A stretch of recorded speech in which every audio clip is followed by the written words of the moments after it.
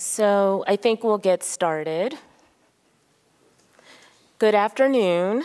My name is Kaya Black. Can you hear me? Okay. And I manage special projects and programs here at the National Portrait Gallery. We welcome you to Painting a Legacy, a conversation on Loïs Mailou Jones. This program is presented in partnership with the French Embassy in Villa Albertine, the French Institute for Culture and Education.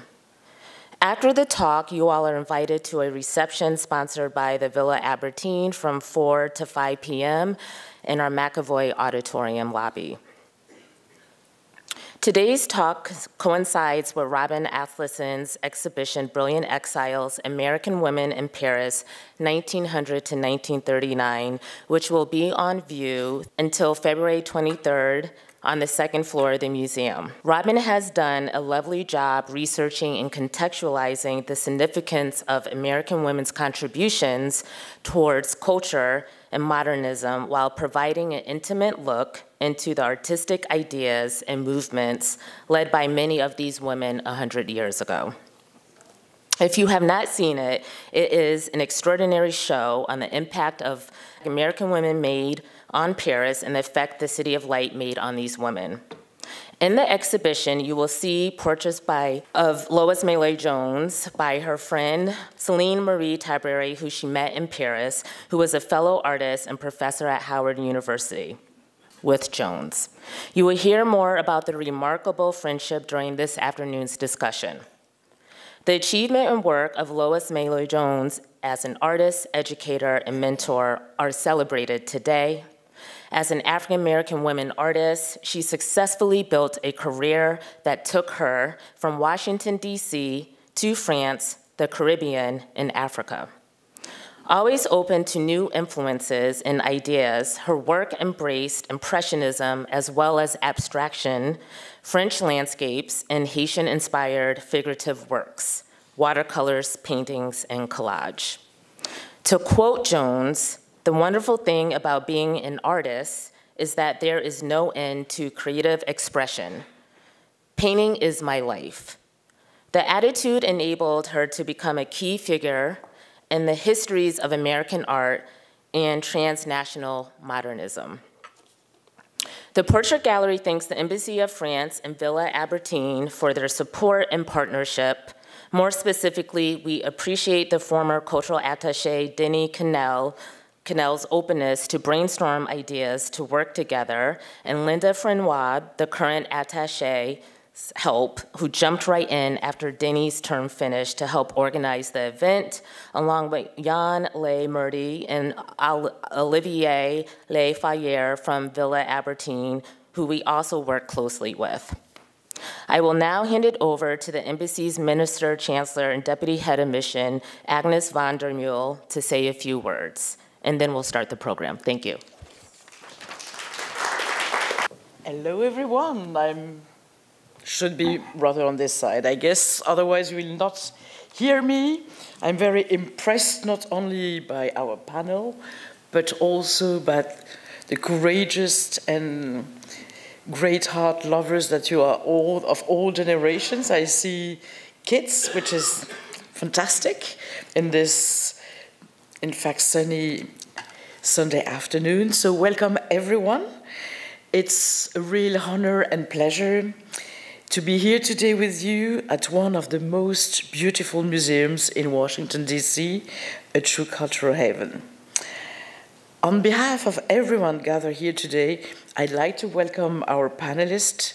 Their participation in this event is thanks to the incredible work of Robyn Asleson, who curated the exhibition Brilliant Exiles, American Women in Paris, 1939, and I think it's still on, and I will definitely come back to visit it. I wanted to do it, but I was in Philly yesterday. So, Robyn, I've been told that you're a friend of ours from some time now, even if I'm new. And in September, you joined us for a virtual talk on French-American cultural history and museums. And I'm delighted to have such a gifted speaker back again, this time with an even larger audience. Thanks to their curiosity and convening powers, curators grant us access to magical meetings, discussions, and discoveries. The Embassy of France and the Villa Albertine, the French Institute for Culture and Education, are dedicated to bringing these events to life and to highlighting the important work of curators. And when I say the Embassy of France, I want to refer to Linda, indeed, and her team. And thank you so much for jumping in such big events and making this back to life. Speaking of which, I have the pleasure of welcoming here today Alicia Knock, who is very famous in France, Centre Pompidou curator and African art specialist. I know that you know Linda, but I knew you by name and reputation, which is a great one. Her exhibition, Black Paris, will be the Centre Pompidou's last before the museum closed for renovation. So Alicia, we look forward to seeing this amazing exhibition in Paris this spring and to learning more about the African American, Caribbean, and African artists who were active in France in the 50s, 60s, 70s, 80s, and 90s.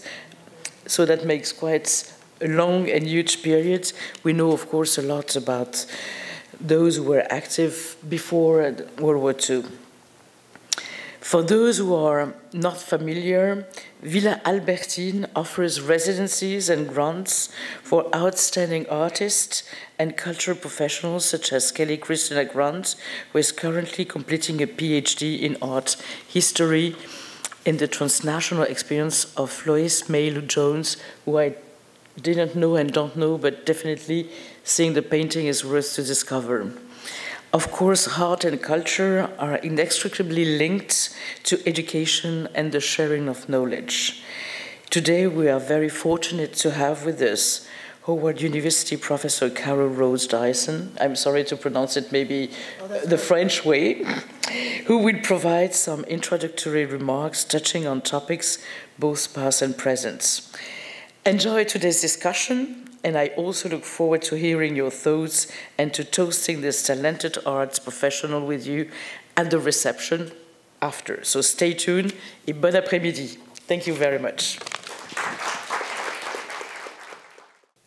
Right, I think this is working. I believe you can hear me. Hello, I'm Robyn Asleson. I'm a curator here at the National Portrait Gallery, and I'm just thrilled that you're all here with us today to talk about Loïs Mailou Jones with three experts on her. And we're going to be talking about things very close to home, Washington, D.C., Howard University, as well as Jones's engagement with the artistic traditions and places and people of France, and then as well her impact and engagement with the African diasporic communities of Paris, Haiti, and other places. And I'm also going to be bringing in, wherever I can, a little bit about Brilliant Exiles, wherever her life story intersects with that narrative. You had such great introductions. I don't know if I should introduce you again, but I think I will, just because your accomplishments are so impressive. So I'll begin with Kelly-Christina Grant, who is a PhD candidate in art history from Paris and Ontario University in France. Her research concentrates on modern and contemporary art with a focus on American art and visual culture, the African diaspora, and gender studies. She's completing a dissertation titled, I hope I get this right, Landscape Projects and the Work of Loïs Mailou Jones, Transatlantic Cultural Circulations Between the United States, France, and Haiti. In 2023 to 24, she was a Terra Foundation for American Art predoctoral fellow here, more or less, at the Smithsonian American Art Museum, our sister institution, and also a Villa Albertine resident. And her research has been supported by AWARE, which is Archives of Women Artists, Research and Exhibitions, as well as the French National Institute for Art History. Next to Kelly-Christina, we have Carol Rhodes Dyson, who's an adjunct professor at Howard University and the University of District of Columbia, and she also serves as an art consultant and a curator in residence at Busboys and Poets. She's a very busy woman. She's engaged with all sorts of different activities in the DMV. She was a co-founding co-founder of an art gallery in Kansas City, Missouri, before moving to Washington.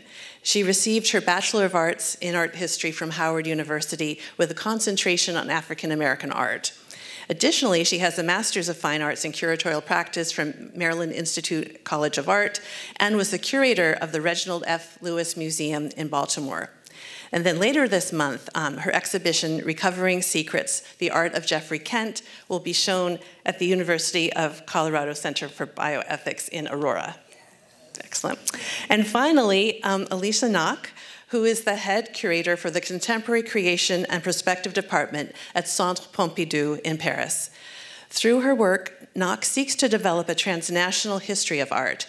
In 2023, she co-curated an amazing project, a joint exhibition with Lithuania's Kaunas Biennial and Latvia's Contemporary Art Festival Survival Kit, which focused on long-distance friendships and non-aligned solidarities between Africa and Eastern Europe. Amazing. She's also curated the Albanian Pavilion at the 58th Venice Biennale and co-curated an exhibition devoted to Boris Mikhailov at the Pinchuk Art Center in Kyiv in 2019. And she's currently working, as you heard, on Black Paris, which is an exhibition slated to open in March 2025 at the Centre Pompidou.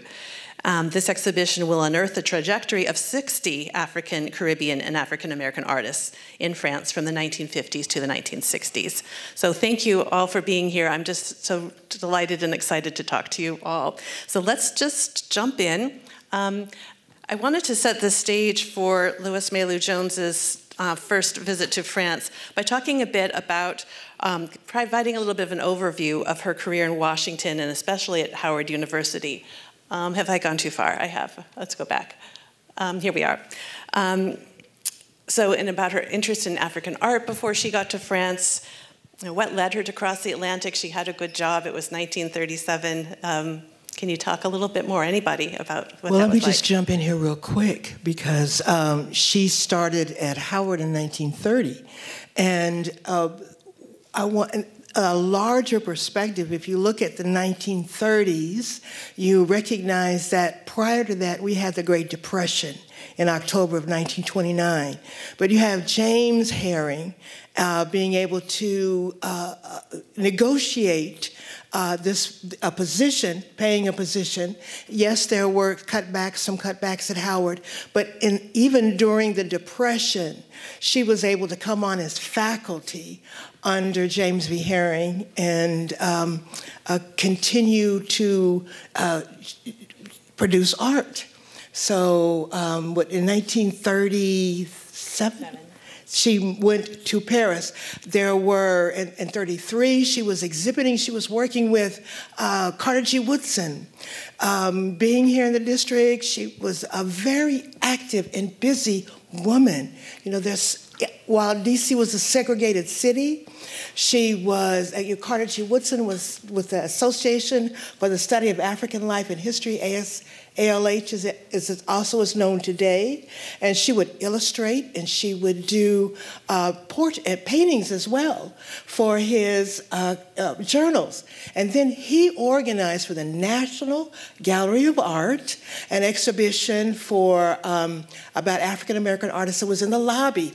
She had 22 watercolor paintings in this exhibition, along with other recognized national artists as well as some local artists. So she was busy. She was teaching. She was busy. She was exploring, you know. And not only did she exhibit at the National Gallery, I think later on there was a Gallery G that was here in the district. G Place Gallery, founded by Caress Crosby, a woman in Brilliant Exiles. And the gallery was located just on G Place between Martin Luther King Jr. Library and the Secret Service building. Right. So this exhibition, this opportunity to do the research, really explores the multi-dimensions, you know, as teacher, as active, continuing artist, trying to further explore her art, further using all the influences that are around her in the District of Columbia and the world. She just continues, with this extraordinary past of being upscale. You know, her mother was an entrepreneur, a cosmetologist. And, you know, that was a good job, as well as her father being a lawyer, and they had summered in Martha's Vineyard. Okay, I can see. Well, I was just going to ask Kelly-Christina if she would talk a little bit about what influenced her decision to go to Paris and what she was doing with African art before she got there. Yes, Loïs Mailou Jones, there's been a long tradition of African-American artists since the 19th century who came to Paris. And Loïs Mailou Jones was part of that tradition.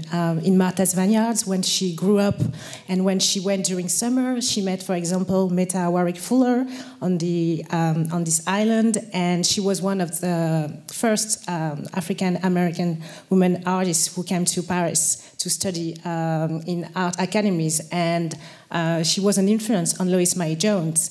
And in the 19th century, for example, Henry Ossawa Tanner was also an expatriate who lived in Paris. And so for a lot of African-American women, African-American artists, Paris really represented a refuge from the burdens of Americans' discrimination, and really a place to fulfill artistic dreams and to express some personal freedom. So it was a natural choice for Loïs Mailou Jones to go to Paris. And she started at Howard in 1930, and one of her colleagues at Howard was Alicia Knock, who was one of the key philosophers of the Harlem Renaissance, who was cultural African-American movement. And he urged artists to really use African ancestries in their work. And so the Ancient of Ethiopia of Loïs Mailou Jones is one of the first paintings she completed. And she was really a pioneer by doing that.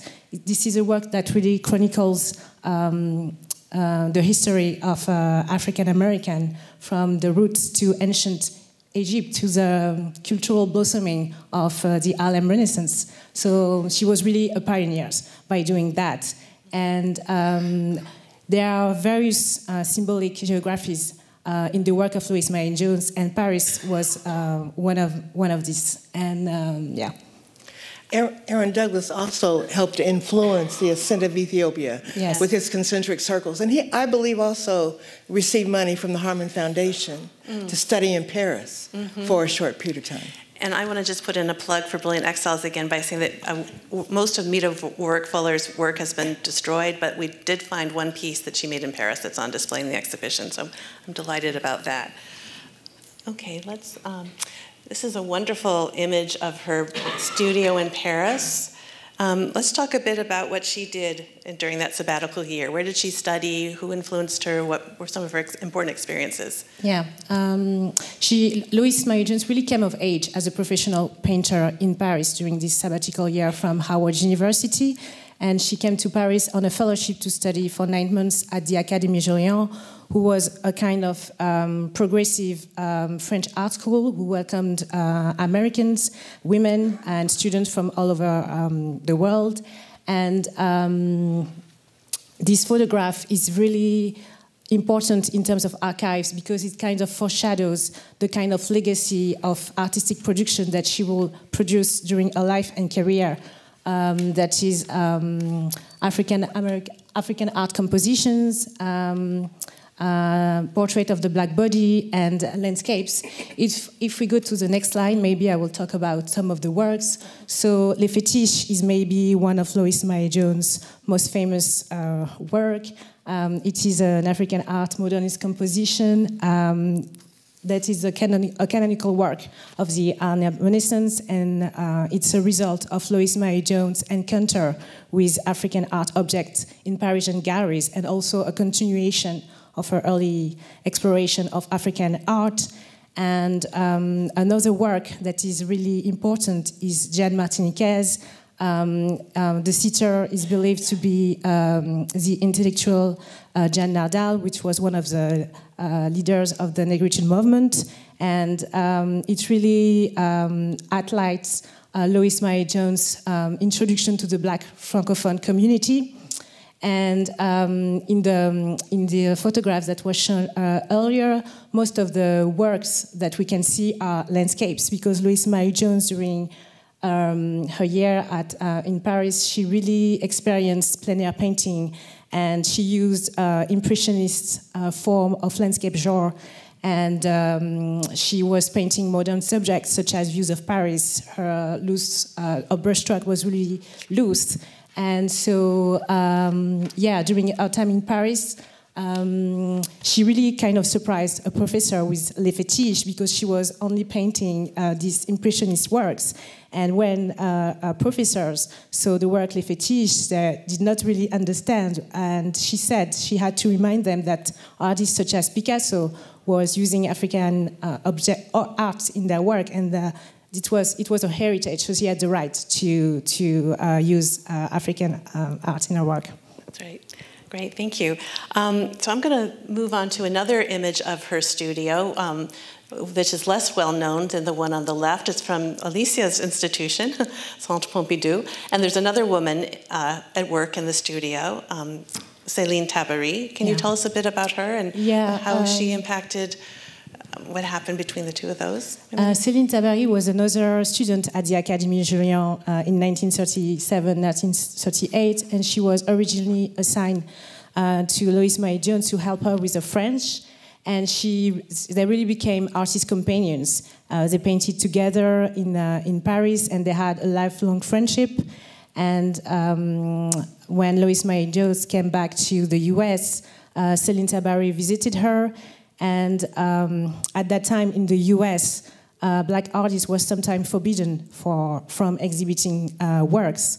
And Loïs Mailou Jones had to submit one of her work that is shown here in Jan Shops during the annual exhibition of the Corcoran Gallery. But she had to send a friend, Céline Tabary, to submit the work because she couldn't go because she was black, and she received a prize, the Robyn Bliss Prize, but she had to receive the awards by mail because they couldn't know that she was black. Mm-hmm. So it's an interesting friendship between this. Absolutely. Yeah, a lifelong friendship, and they painted each other. And then she also taught at Howard. Yeah, and she also became ceramics, later. I think, ceramics. And yes, one of the ventures of Loïs Mailou Jones and Céline Tabary was the Little Paris Group, which was a Parisian-style art salon where black artists could thrive creatively, hone their skills, and exchange critiques. And it consisted of several members, and it was one of the first movements that really aimed to promote professional growth of Washington artists, especially Washington professors, because all of the members were teachers or students that were teaching visual arts in local public schools. And it was really a salon that was modeled on art academies. And they were studying like traditional genres such as nude. We can see in the background a nude, and there's a model, a male model, and among the famous artists who were students of Loïs Mailou Jones, we have Delilah Pierce, which is next to Céline Tabary just over there, and Alma Thomas. Next to Loïs Mailou Jones, and there were artists that really created during their career abstract and naturalistic work. Thank you. Another plug for. Oh no, we can talk about this first. Is this right? I'm sorry. Yes. Okay. There it is. Okay. So the Barnett Aden Gallery, a very important. Yes, Barnett Aden. Again, we look at the activity at Howard University, and in addition to founding the art gallery, founding the art department, being an educator, founding the collection, he also founded another gallery with his partner, Barnett Aden, Alonzo Aden, or I should say who became his partner. And their house at 127 Randolph Place Northwest, and on afternoons, and this is 1943, this was established. They would have the exhibitions. And it was quite an affair because it was not only African-American art that they would exhibit, but it was more diverse. They had a number of local Washingtonian artists. In fact, in the article, the edit, I'm sorry, Keith Morrison wrote about African-American art's presence in Washington, D.C., 1940 to the present. And he talks about the beginning of the Barnett Aiden Gallery and how it helped to start the Washington Color School because of the diversity of individuals that came, that exhibited, that had conversation. And she exhibited several times at the Barnett Aiden Gallery. Even previous to that, she had exhibited at the Baltimore Museum of Art in 1939. She was, again, this very busy, very seeing influenced by all things and using her art to explore all things. Mm-hmm. And the Professor Phillips said that she had the Sankofa, that she would go back to what was she was used to experience and work through things to bring them to the present and incorporate present contemporary kinds of icons or contemporary kinds of images. But it was based on, processing through her original training in art that she was able to do what she did as well. Can you talk a bit about the connection with Howard of the gallery and the mission of the gallery? Oh, yes. And I'm how sorry. it fit into segregated D.C.? Right. Well, James Herring was also the co-founder of the Barnett Aiden Gallery. And as I said, he was the chairman. He was the art department chairman at Howard, the founder of the collection. And Barnett Aiden, for over, I think, until the 60s, they exhibited artwork by local as well as national and international artists there. And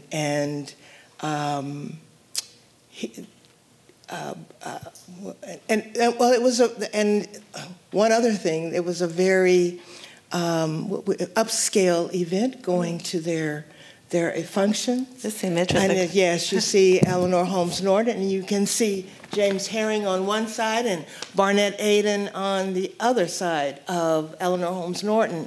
Eleanor Roosevelt. Boy, she would get upset, wouldn't she?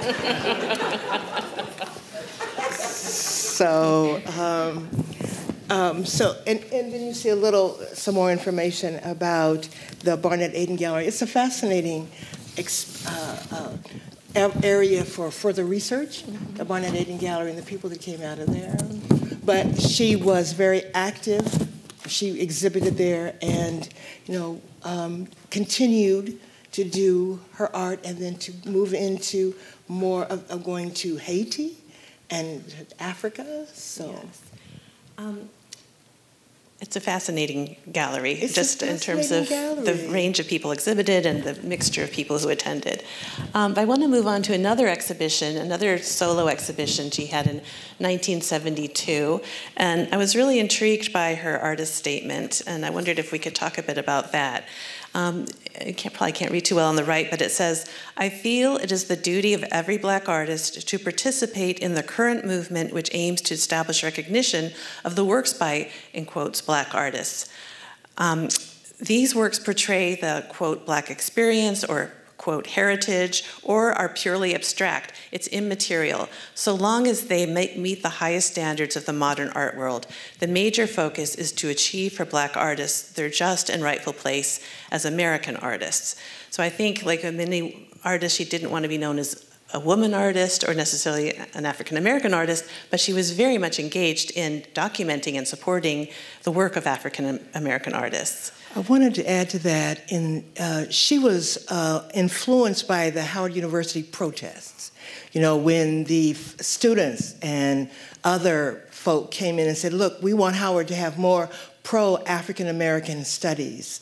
And because the curriculum did not reflect that kind of information. So I think she was very much interested in incorporating and, as I say, affected by and in tune with a new direction that was going at Howard. Mm-hmm.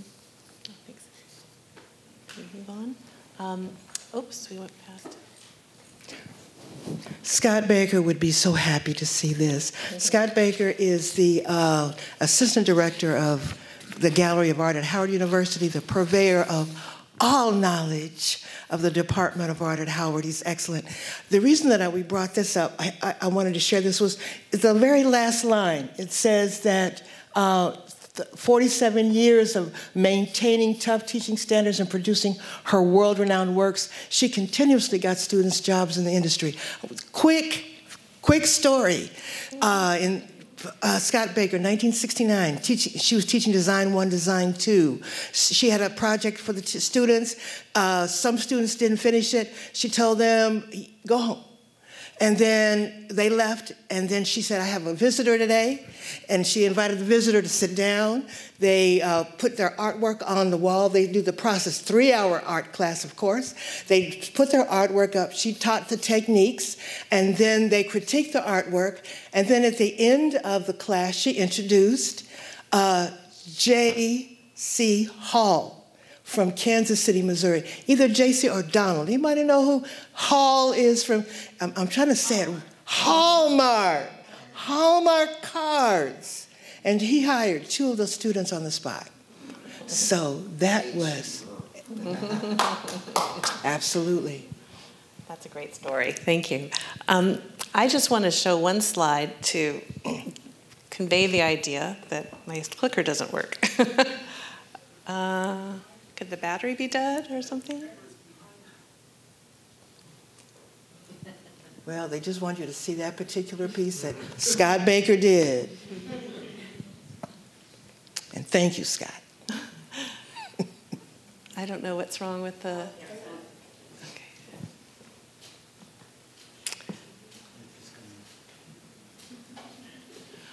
Well, I'm not going to try to mess with this. What I want to show you is a slide with just a few of the many works by Loïs Mailou Jones that are in DC collections. I think virtually every public museum has at least one work by her. So I was just going to show you that really quickly, and maybe the panelists could briefly just talk about the variety of influences that it shows. Okay, doesn't work. Do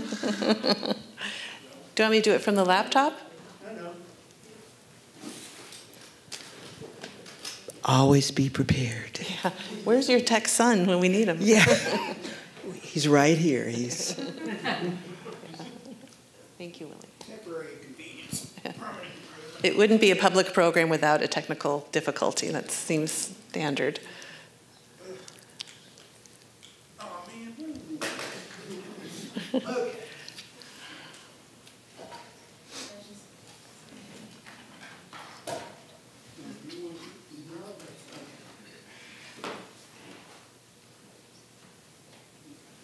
Okay, thank you. Teamwork. Okay, I'll just signal the next slide.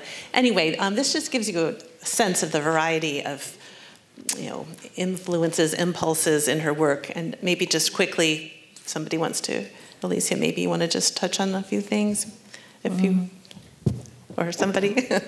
I can talk a little bit because we can see on the right a cityscape of Paris, and maybe I should mention that following a first travel to France in the 1930s, Loïs Mailou Jones she became kind of a Francophile, and she would travel regularly in France to paint Paris cityscapes and also pastoral landscapes in the south and north of France, and throughout her career.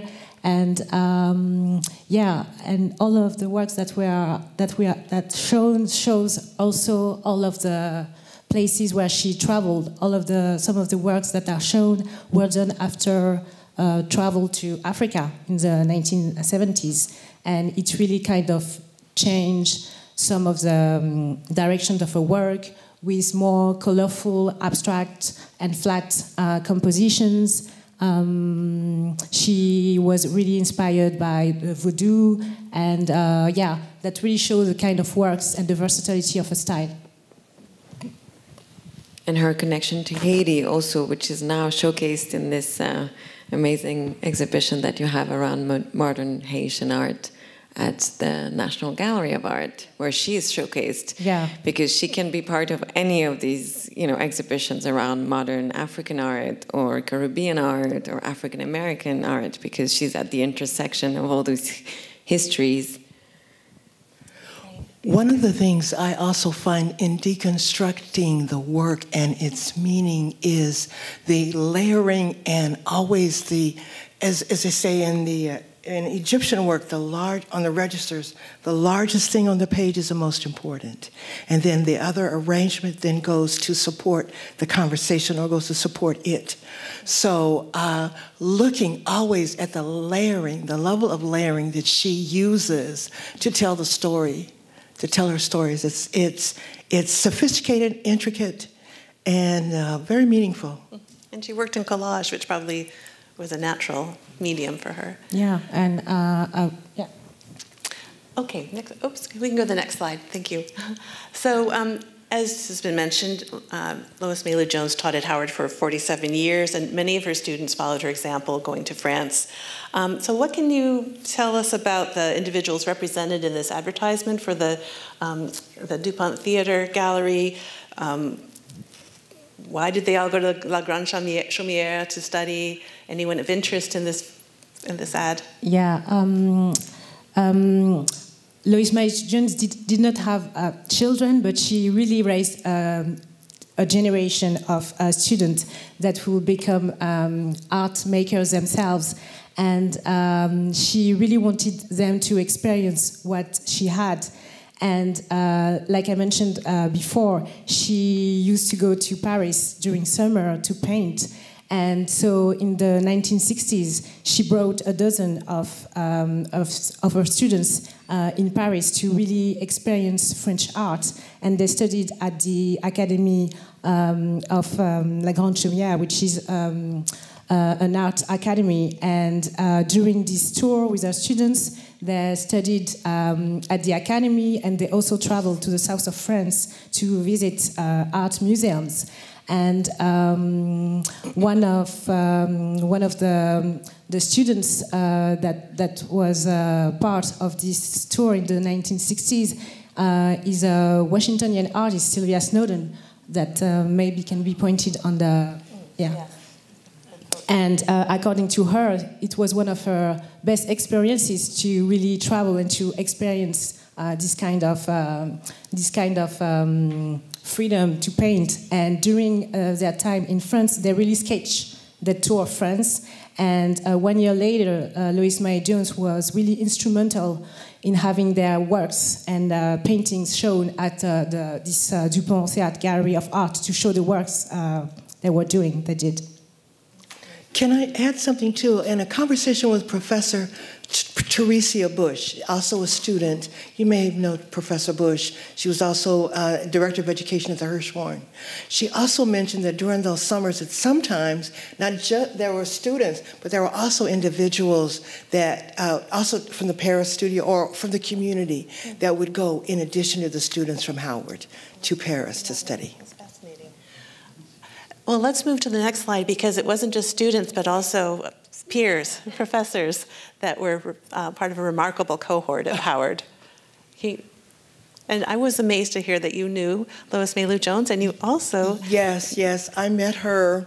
I was working with one of the professors, and interestingly, your memory kind of gets a little cloudy sometimes. I can't remember which one, but I went to her house, and we sat down at her table, and just very quickly, my first impression was the lovely light in her room, just the lovely sun. And the second thing is also recognizing that she was the daughter of someone that was a cosmetologist, how well kept she really was, very beautiful, the makeup, and, she was very well kept. And she had the conversation with the artist, and I was just an observer. She was not a warm and fuzzy person with me, but she was, she spoke with the professor. They took care of their business. She invited me back. to come at another time, but she died in 1998, so I was not able to get back. But yes, and I know most of these faculty folk as well. The first person is James Wells, that has the glasses on, that's sitting with the cane, and he did not, I don't know if he went to Paris or not, but a number of these, Chutobia Benjamin, do you know where Dr. B, we called her Dr. B. Chutobia Benjamin is next to Starmanda Bullock, and these are two individuals that too worked with Professor Jones. Who is here? Who is there, absolutely, who is right there, looking straight, at you, like, with her, I'm here, and what are you, what is going on? What are you doing? You know what I'm saying? Yes. If we go to the next, I think we can talk about some of the other people that she met at Howard who were influential. Maybe you want to start? Yes, I mentioned earlier that Delilah Pierce was a student of Loïs Mailou Jones in the 1930s, and then she was taught by Loïs Mailou Jones at the Little Paris group. And David Driscoll is another mentee of Loïs Mailou Jones. He studied under Jones in the 1950s, and he would say that she really encouraged students by kind of treating them like they were already artists. He would say that she would bring him and other students down to the streets of Georgetown to paint outdoors and pretend that they were in Paris, like she did. He was one of the students that couldn't go to the tour of France in the 1960s, and he really praised her for what she taught. And I think that's interesting because David Driscoll, he became a very distinguished scholar who really grew the field of African American art. And he was the curator of a very important exhibition in 1926. That was 2 centuries. Right, 2 centuries, right. Yeah, 2 centuries of Black American art, which was really the first historical survey of the Black contribution to American history. So that was really important. That and Jones was part of that exhibition. That's kind of a full circle. Mm-hmm. And Sylvia Snowden, that I mentioned, who studied under Jones in the 1960s, and she would say that Loïs Mailou Jones really encouraged the artists to have their own style. And I think that she was kind of really a role model in that sense, that artists could really experience and express what they wanted on canvas, whether it was figurative work of overtly poetical or more abstract composition. And so this is an installation, an image installation of Sylvia Snowden, who had a first exhibition in Paris last month, actually, first solo exhibition. And yes, she really created this. She really created this monumental, expressive human figures, and that's also interesting to see. All of the work that Loïs Mailou Jones students were doing. Yes, and the whole subject of Black artists and abstraction is so interesting. If we can go to the next slide, there's some other examples. Maybe Alicia, you want to... Yeah, so I'm jumping in just to say how grateful I am to be here and to be part of these conversations. I am working on this huge exhibition, which is meant to be a map and to be really the beginning of a research journey that really needs to be addressed, from different parts of the world, and also and throughout these kind of ongoing conversations that are already happening in the US, but have not started yet in France. And I really hope this is a beginning for us, French institutions, French universities, and I must say Villa Albertine has been very helpful to trigger that conversation. But for me, how incredible it is, I want to say how incredible it is to be here, to come to DC, to be able to see in your amazing institution an exhibition like Brilliant Exiles that is bringing angles to the story that we will try and unpack in this Black Paris exhibition, which will try to trace and promote and celebrate this extraordinary intersection of artists, Caribbean, African American, and African artists that lived in Paris, contributed to French history from the 50s to the 90s in a moment which was a highly politicized moment of liberation, and to be able to see brilliant exiles, to be able to see James Baldwin also in this very beautiful presentation around, you know, his queerness, and also co-curated by Hilton Als, who is also contributing to the catalog of the Black Paris show, or to see the Modern Haitian exhibition. So all these are angles to that story, and Paris, and that's why Loïs Mailou Jones is so important to the story of that exhibition. She's foundational in many ways because she is kind of unpacking Paris as a transnational site.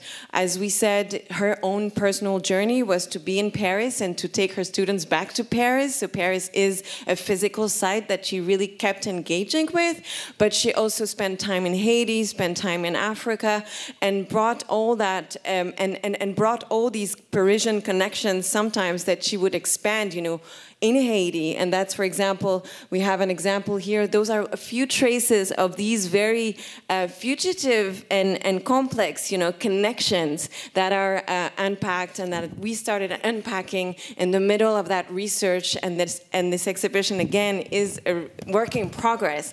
And so these are really like scattered pieces of the puzzle. But here at the center, in the middle, you have Luce Tournier. Luce Tournier is a pioneer, a female artist who pioneered abstraction in the 60s in Paris, in the 60s and 70s and 80s. They did not meet in Paris. They met with Loïs Mailou Jones in Haiti in the 50s, but they really befriended, and this connection for Luce, who was very isolated in Paris as a women artist working from Haiti, it really became a very foundational friendship for her, and they kept, you know, talking, they kept writing to each other, and Loïs Mailou Jones also invited Luce Tournier to Howard to present her show, her exhibition. You see here one of her collages, and she even wrote an obituary for Lois, for Luce Tournier Lois wrote an obituary for Luce Tournier when she died. So just to say the extent of those friendships and how Paris kind of disseminated in so many ways in her trajectory.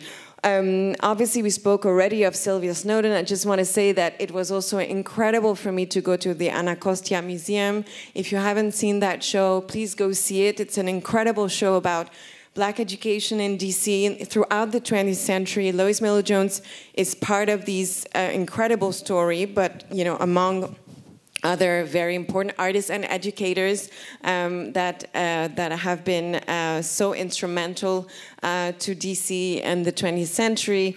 And we see Sylvia really speaking, you know, herself in her, you know, in her own, in retrospect, but sharing, you know, the memories and how important that trip to Paris was, and her being, and her also just being the student of Loïs Mailou Jones and what it meant for her until that day. And another example is Mildred Thompson. I'm actually coming from Atlanta, and I was lucky enough to stay in the house of Mildred Thompson, who is an incredible artist who worked in Paris in the early 80s. But just to say that opens up another door to the contribution of Loïs Mailou Jones, which is also to be such a foundational figure of women artists for so many women after her, even though she did not, you know, she didn't want to be boxed, you know, as a woman or as a Black woman. She did open a path for so many women, and in the exhibition, the Black Paris show, which is kind of spanning this kind of incredible conversation, transatlantic and Pan-African, which Lois contributed to in a very important way. I must say that it's really striking to see that in the early 80s, you have mostly African-American women that come to Paris, and most of them trained at Howard, but that I think not necessarily, they were not all the students of Lois directly, but what we can see is that they are there because Lois was there. And there is a tradition, as Kelly-Christina pointed out, of also African-American women coming to Paris from the very beginning of that exchange. And I think this genealogy of women working and being part of that very dynamic exchange is something that needs to be underlined. And I recently discovered this beautiful interview that Mildred Thompson did of Loïs Mailou Jones, and I think, Kelly-Christina, you were quoting some of that interview earlier, where you can see how this transgenerational conversation is happening when Mildred, and again, to remember that this intersection of art and education, of these artists that also had to be incredible intellectuals, theoreticians, and that's the case of also Mildred Thompson, who is an artist, a painter, musician, a poet, and who also becomes a very engaged contributor to Art Papers, which is this Atlanta-based review of art. And this interview is very important to also see how these generations of women are speaking to each other and how this legacy is kind of ongoing. So I wanted to show you an image of this Rebirth of Light series that Mildred Thompson started in Paris in the early 80s, and that expanded later when she came back to Atlanta. And it's an occasion for me to tell you that this Black Paris exhibition is also, for me, a way to expand the collection. We've been using the exhibition as an acquisition campaign, and luckily, thanks also to the contribution of the Friends of the Pompidou, we were able to acquire a major piece of Mildred Thompson for the collection from 1994, which is kind of the expanded version of the Paris series. And that's also a way for us to think about, you know, how an exhibition can become more than an event. And we have to think about institutional building, and I think that's exactly what we're doing today through acquisitions, through research, and hopefully partnerships. And, you know, I really hope we'll be able to partner up, you know, with Howard and continue those conversations, because they are part and they're so central to our stories. I think that's it for that slide. I just wanted to, and I wanted to open up again and share a little bit more of these bits and pieces, connections of how Howard became for me some kind of the backyard of this Black Paris story. It was difficult not to mention within this art and education conversation somebody like Skander Boghossian, who was also a very, very important teacher here at Howard, Ethiopian, who was in Paris in the 50s. He's Armenian-Ethiopian, and in the 50s he was really close to the Présence africaine and the Negritude movement, and was also deeply influenced by Wilfredo Lam. So just to say, you know, what this language, you know, coming from Ethiopia with Armenian heritage, coming to Paris, being in touch with a Cuban artist like Wilfredo Lam, being aware also of this Negritude movement around the Présence africaine bookshop, and the visual artists that met within that bookshop, which was an intellectual framework, which was a political framework, which was also an artistic framework, where artists like a South African artist in exile, such as Gerard Sekoto, or a Brazilian artist in exile, such as Wilson Tiberio, would meet and also connect with these incredible intellectuals. And someone who is creating that type of work, you see there this kind of ghostly totems up on the left. That's one of the only examples we have of the acquisitions that were made by French institutions, by le Centre National des Arts Plastiques, the National Center for Visual Arts, which is not an institution per se. It's an institution, but it has no walls, and it's loaning works all around France. And this was acquired back in the day. And that's one of the rare examples of how these artists had been already collected. But there's way more to be done. But just to say that you can see how much this work is kind of creating this hybrid language, picking from all these different traditions and histories in Paris, and this Afro-diasporic elements that we spoke also about when thinking about Loïs Mailou Jones, and the way being in Paris for her was also meeting with this Afro-diasporic community that she kept portraying everywhere she would go. But then when Skander Boghossian came to Washington, he then became really also highly committed to the Black Power movement, and became a more politicized Pan-Africanist, and his connection to he's being in the US kind of also transformed his language. So that's, again, another very important artist to study, and this Pan-African journey is really kind of incredible to follow. And I really hope, again, that this show will open up so many of these retrospectives that we need to see of these artists. You know, group shows are very much needed because we need to see the full story sometimes, but then, you know, all these trajectories, they're so complex. They have, you know, there's so many angles to the story. There's so many places these people went and traveled. There's so many, and it informed their work in so many ways. So I really hope that, you know, we will have more of these retrospectives, you know, internationally. Well, that sounds great. And I'm sorry to cut you off, but we do want to leave time for questions. And I think we've run over a bit. But there's so much more to talk about. And I'm sure some of the questions will be directed to you, Alicia. You can talk about Ernest Borlée. We have microphones if people want to ask a question.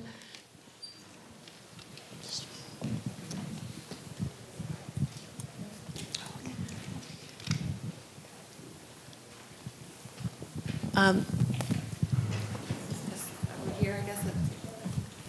you want to take it first since you've got the microphone? Okay, cool.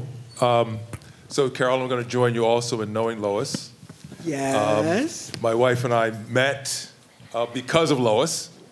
Not met, but because we developed our relationship because of Lois at Norm Parrish's gallery. But one of the things that you look through some of her images, she also was a very important textile designer.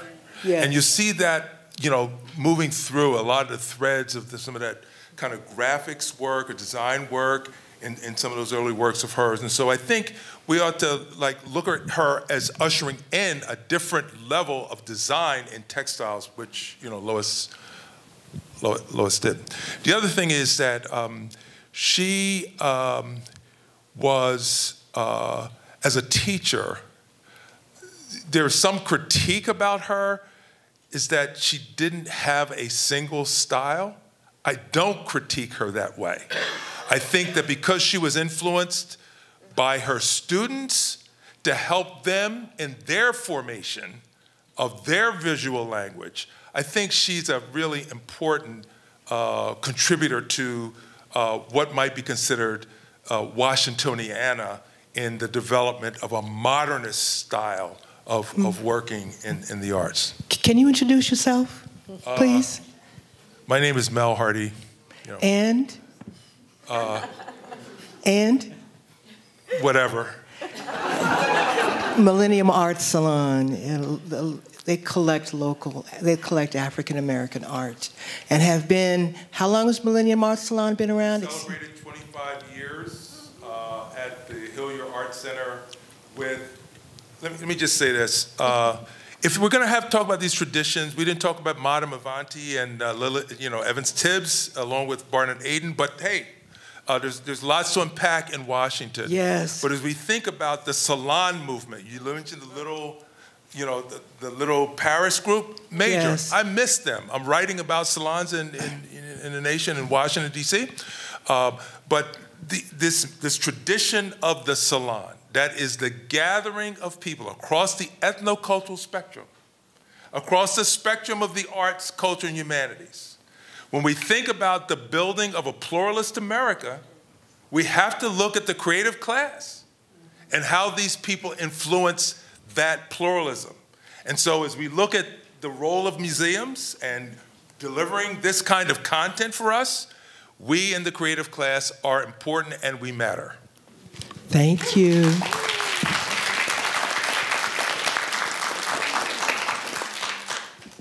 I just want to say that David Driscoll, who also studied under her, he passed during COVID. Yes. And that was quite a loss, but they do have a book of his artwork on sale at several of the museums. And also I want to ask, what's the time frame for the show in Paris?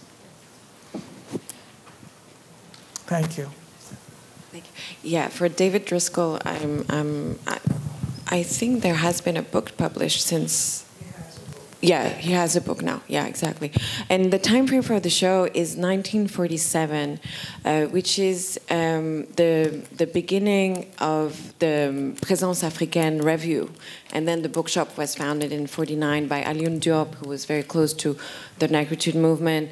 And this is because it is very important, I think, within French institutions to really promote the post-colonial moment. So the moment where the story is being shifted when thinking about, these decades of liberation and how we are shifting from a colonial to a post-colonial world.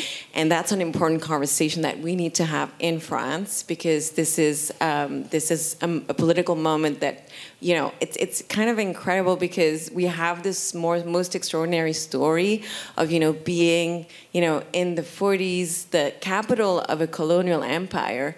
But in the 50s, all these incredible artists and intellectuals, of course, Bolden arrives in 48, Edouard Glissant arrives in 46. You have, all these, like Senghor and Césaire are already there.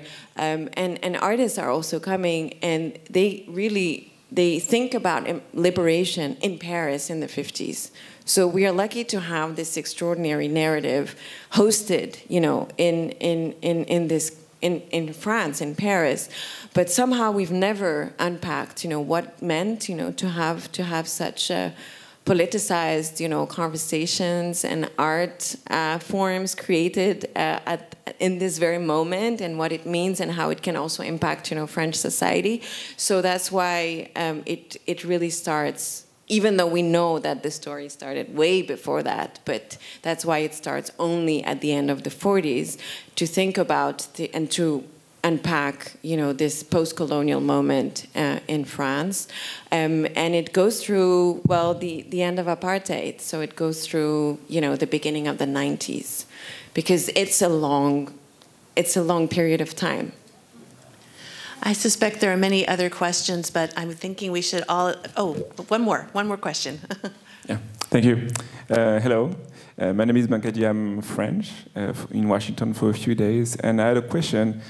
As a black woman that left America, also wanted to go to Paris to experience freedom also in her art expression.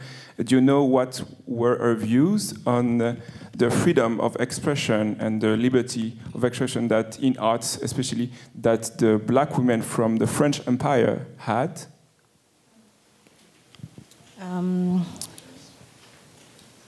Is it working? Yes. Yeah. Thank you for your question. Like we mentioned, there was this tradition of African American going to Paris, but at the same time, at that time, there is a French colonial history, and there was this kind of, I would say, duality that African Americans were not necessarily experiencing, because they were coming from the US and they were experiencing this kind of segregation. So for them, even though she was with part of mingling with black Francophone community, for her it was really a liberating experience, because coming from the US, when she couldn't eat to some places, and yes, she really felt free in France. In several of her accounts, and even in her final report, she would say that Paris was really stimulating for the artistic freedom of individual, and she felt shackles free. So we have really this point of view of Loïs Mailou Jones as an American black woman coming from the US, who did not necessarily felt all the history of the French colonial history. But that's why her time in Haiti is so important. That's why I was showing you pictures of Luce Tournier. It's so lucky, actually, for Luce Tournier to have been able to meet Loïs Mailou Jones back in Haiti, because it helped her a lot, through her time in France, where she had no other, women friends, that were also engaging with, being, just being an artist. So somehow she kind of, she then became a godmother to other women across, this geographical borders, thanks to her own, ability to move around. And I don't know if she did that also back, when she traveled to Africa. And another thing to say is that there were very few. I'm speaking about Luce Tourné, but there were very few also African women artists, who were working in Paris at the time. In the exhibition, for example, we're including Younous Sey, who was one of the first, one of the only women in the Dakar Art School, included in this art school that Senghor had fostered from the Pan-African Festival of the '66 and creating the art school in Dakar. And she spent time in Paris and was showcased in the big exhibition that Senghor organized in Paris at the Grand Palais in '74. But there are unfortunately, very few examples of these women working that early. So it is really an African-American history. Yeah, that was actually the point of my question. That coming to this country was supposed to be a place of freedom, not seeing the black women from the French Empire being on, So that was what I wanted to emphasize. Yeah. Let's keep this conversation going. We have this lovely reception thanks to the French Embassy, and I invite you all, and please give a round of applause for our panelists.